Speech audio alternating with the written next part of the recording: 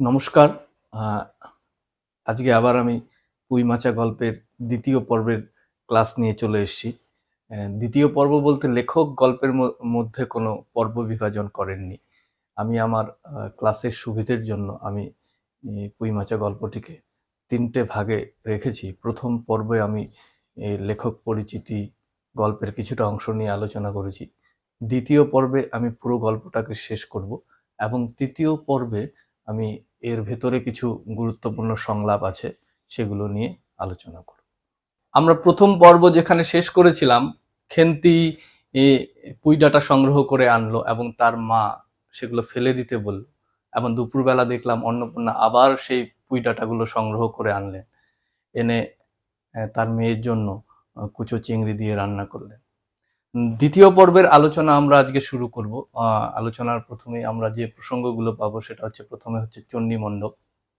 চণ্ডী মণ্ডপের ভেতর কালীময়ের সঙ্গে সহায় হরির কিছু কথাবার্তার প্রসঙ্গ আমরা পাচ্ছি, এবং সেই কথাবার্তার সূত্রে আমরা জানতে পারছি যে খেন্তির বয়সের প্রসঙ্গ এবং তার যে বিয়ে ঠিক হয়েছিল এক সময়, এবং সেটা সহায় হরি ভেঙে দিয়েছিলেন। লেখক এখানে বলেছেন কেন সহায় হরি বিয়ে ভেঙে দিয়েছে, যে গ্রামের এক কুম্ভকার বধূর আত্মীয় স্বজনের হাতে বেদম প্রহার খাইয়া পাত্র শয্যাগত ছিল। কালীময় চেষ্টা করেছিলেন এর পরেও সহায় হরিকে অনেক বোঝাতে, যে পাত্রের অনেক উপার্জন আছে, পড়াশোনা না থাকে ইত্যাদি ইত্যাদি, কিন্তু সহায় হরি তার মেয়েকে আর সেখানে পাঠাতে চাননি। পরবর্তী অংশে গল্পের আরেকটা ধাপ, এটা খুবই গুরুত্বপূর্ণ, যে সেখানে আমরা একটা চরিত্র পাচ্ছি, মুখুজ্জ বাড়ির খুকির নাম পাচ্ছি দুর্গা। সেই খুকি অন্নপূর্ণাকে ডাকতে এসেছেন তার বাড়িতে, তাদের বাড়িতে ঠাকুর ঘরের একটু কাজের জন্য। তো যখন মুখুজ্জেদের বাড়িতে অন্নপূর্ণা যাচ্ছেন সেই বরজপোতা জঙ্গলের বনের মধ্যে দিয়ে, তার পাশে লেখক কিছু গাছের কথা বলেছেন, শেওড়া গাছ, ভাট, বনভাট, রাংচিতা, বনচালতা, এবং সেই বনের ভেতরে একটা শব্দ শুনতে পান, কিছু একটা শব্দ হচ্ছে, এবং অন্নপূর্ণা সমস্তটা বুঝেও যান কি হচ্ছে। এবং স্বামী যখন একটা বন থেকে মেটে আলু, চুরি করে আনা মেটে আলু বাড়িতে নিয়ে আসেন, তখন স্বামীকে জিজ্ঞেস করেন যে এই আলুটা কোত্থেকে তিনি সংগ্রহ করে এনেছেন। কিন্তু সহায় হরি বলেন যে ময়সা চৌধুরীদের বাড়ি থেকে তিনি এনেছেন। কিন্তু সেই আলু যে বরজপোতার বনের আলু, সেটা কিন্তু পরবর্তীতে খেন্তির মাধ্যমে আমরা জানতে পারি। খেন্তি তার মাকে কিন্তু পুরো ঘটনাটা পরে বলে দেয়। এবার যে যে বিষয়কে নিয়ে গল্পের নামকরণ, পুঁই মাচা, পুঁই শাক, সেই পুঁই শাকের প্রসঙ্গ কিন্তু এখন আমরা গল্পের মধ্যে পাবো। খেন্তির একদিন হঠাৎ প্রচন্ড উৎসাহ দেখা দেয়, যে কেন তার যে ভাঙা প্রাচীরের ধারে ছোট খোলা জমিতে কতগুলি পাথরকুচি ও কন্টিকারী জঙ্গলের মধ্যে একটি শীর্ণকায় পুঁই গাছের জন্ম হয়েছে, এবং উৎসাহের সঙ্গে সেটা তার মাকে দেখায়। মা বলে যে এই শীতে কি কেউ পুঁই শাক পোতে? খেন্তি তখন বলে সে রোজ সেই পুঁই গাছে জল দেবে। তারপরে যে শীতের প্রসঙ্গে খেন্তির আমরা জামার প্রসঙ্গ পাচ্ছি, যে খেন্তি একটা পরনে জামা, সেটা সহায় হরি হরিপুরের রাসের মেলা থেকে 2.5 টাকা দিয়ে সংগ্রহ করে কিনে এনেছিল। তো এই যে মেটে আলু সংগ্রহ করা, কোন জায়গা থেকে মেটে আলু সংগ্রহ করে এনেছে, খেন্তির জামা তার দাম 2.5 টাকা, কোন মেলা থেকে, হরিপুরের রাসের মেলা থেকে, এই ছোট ছোট বিষয়গুলো কিন্তু আমাদের জানতে হবে। এবং এই জামাটা এতদিন একটা ভাঙা টিনের তরঙ্গের ভিতরে, এবং সেটা অনেকবার রিপু করা হয়েছে আমরা জানতে পারছি। এখন খেন্তি অনেকটা বড় হয়ে যাওয়ায় তার সঙ্গে আর মানানসই হচ্ছে না। এরপরে পৌষ সংক্রান্তি খুবই গুরুত্বপূর্ণ এই গল্পের জন্য। আমরা শেষেও পাবো পৌষ সংক্রান্তির প্রসঙ্গ। এই পৌষ সংক্রান্তিতে আমরা জানি আমাদের সকলের বাড়িতে পিঠে হয়, ঠিক একই রকম ভাবে অন্নপূর্ণা সহায় হরির পরিবারেও পিঠের আয়োজন হচ্ছে। অন্নপূর্ণা বাড়িতে পিঠে বানাচ্ছেন, খেন্তি তাকে সাহায্য করছেন, এবং একসময় সেই ময়দা গোলা হয়ে গেলে তার 3 মেয়ের হাতে একটু করে দিচ্ছেন খাওয়ার জন্য। এবং এই যে আরো একটা প্রসঙ্গ, যে ঘটনা, যে বেগুনের বোটা দিয়ে তেল কড়াইতে দিয়ে দিচ্ছেন।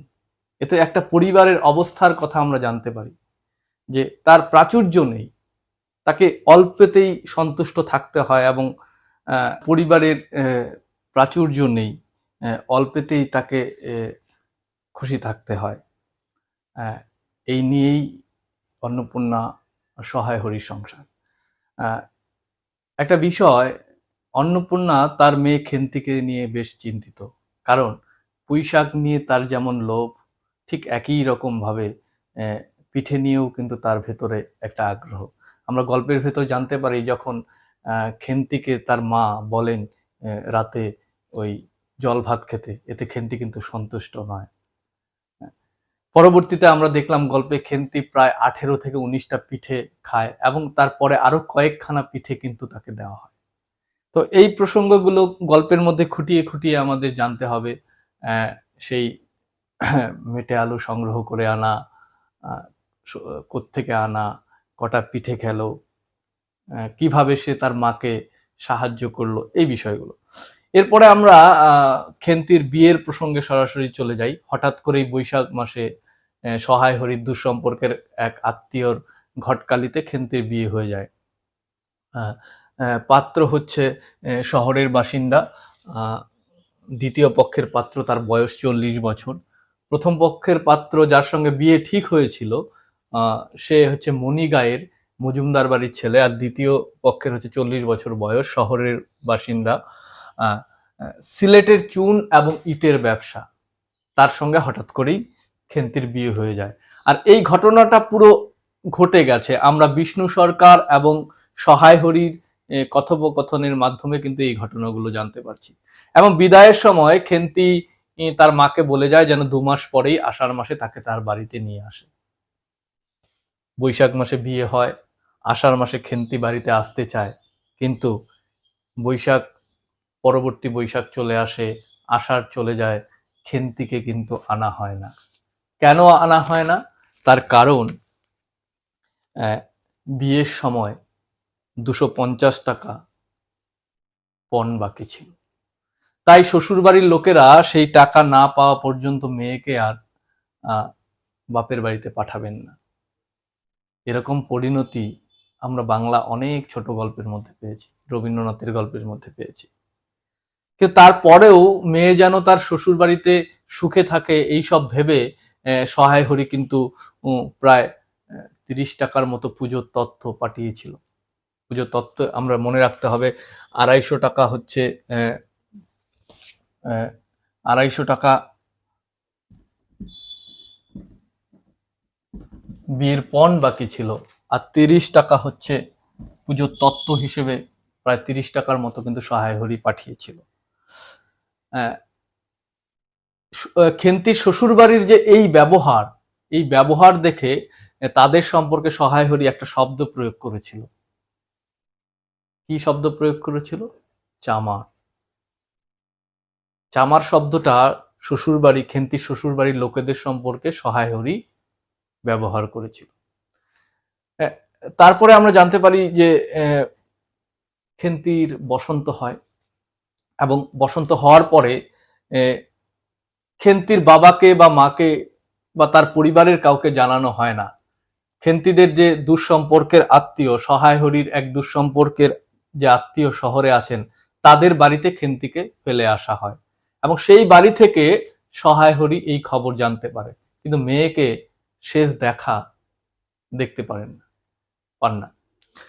ফাল্গুন মাসে খেন্তি বসন্ত রোগে মারা যায়। এই যে এই ঘটনাগুলো, বৈশাখ মাস, আষাঢ় মাস, ফাল্গুন মাসে খেন্তির মারা যাওয়া, এগুলো কিন্তু আমাদের মনে রাখতে হবে। তো এই খেন্তির মারা যাওয়া, এই ঘটনাটাই কিন্তু একটা গল্পের পরিণতির জায়গায় পৌঁছে দিল। যে খেন্তিকে নিয়ে, যে খেন্তি এই গল্পের প্রধান একটা চরিত্র, যার জীবন, যাকে বিভূতিভূষণ এত সুন্দর করে এঁকেছেন, সেই খেন্তি তার শ্বশুর বাড়িতে কিভাবে বিভিন্ন রকম ভাবে মানসিক হোক, নির্যাতিত হয়ে শেষ পর্যন্ত বসন্ত রোগে ভুগে মারা গেলেন। এই রকম পরিণতি আমরা বাংলা অনেক ছোট গল্পের মধ্যেই পেয়েছি।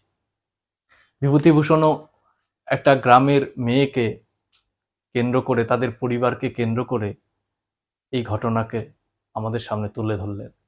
বিভূতিভূষণের লেখার সব থেকে বড় বৈশিষ্ট্য যেগুলো, তিনি একটা উপন্যাসে আমরা দেখি একটা বড় সময়কে ধরেন, সেখানে কত উত্থান পতন, কত চরিত্রের উত্থান, কত চরিত্রের পতন, অবস্থার বদল হয়ে যায়, কিন্তু সেখানে তিনি থেমে থাকেন না। তার ইছামতি উপন্যাসও আমরা দেখি। যাক, সেগুলো তোমরা পরে পরে পড়বে।